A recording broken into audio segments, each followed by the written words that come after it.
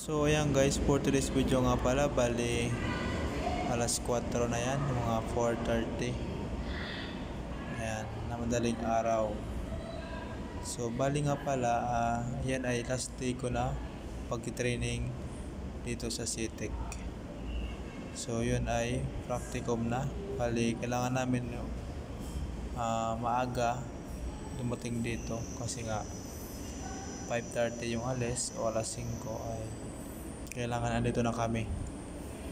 So ngayon ay inagahan ko siya guys para hindi ako maiwan ng shuttle service, yung van, kasi kailangan maaga talaga.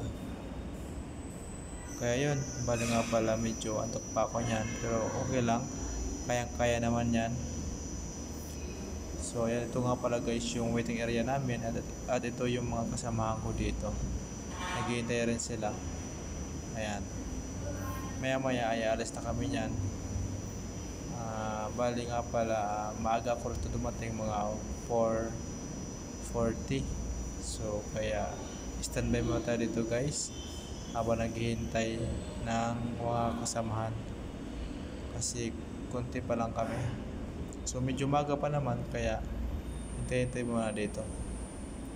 So okay lang na maaga kaysa malate. Meron kasi kapag naiwan eh. So ayan nga pala guys, bali umaga na. So andito na kami ngayon sa Cavite. Ayan. So dito yan guys yung yung training center na aming papuntahan. Ayan. So ito nga pala guys yung gate. So pasok na nga pala ako guys. Ayan. Bali kailangan ko nga pala guys mag-attendance. So lahat kami guys ay kailangan namin mag-attendance.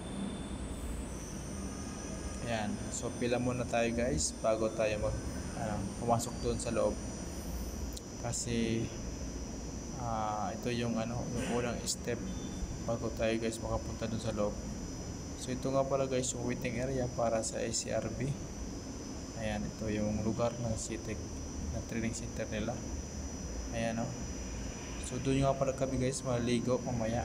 So kailangan mamaya ay naka-prepare na tayo. So ito nga pala guys yung mga drying area ng mga gamit nila, yung yung life jacket. Ayan, so ito yung comfort room. Ayan, may locker kami nga pala dito guys, pero hindi namin yan nagamit kasi nga hindi ko naman nilagay yung gamit ko dyan kasi maliit. So ito nga pala guys yung makasama ko dito. Bali nag-briefing muna kami kung ano ang aming gagawin. So yun. So mamaya guys ay hindi ko kami na. So yan nga pala guys, bali hindi ko na pala guys pinakita sa inyo yung yung practicum namin. So ito, bali pauwi na nga pala kami dyan guys. So yan guys, ito nga pala guys yung aming certificate. Yan. So survival craft, fresh boat, and other fast country boat. So ito nga naman pala guys yung advanced para fighting. Bali ko pala guys sa inyo na ipakita yung certificate. So ngayon ito guys yung aking certificate. So ayan nga pala guys, bali nga pala katapos na namin mag-logbook pa out. So ngayon ay pauwi na kami guys, papunta shuttle service sa van. So ayan lang guys, ganito na lang guys yung aking video. Thank you guys sa panonood, hanggang sa muli.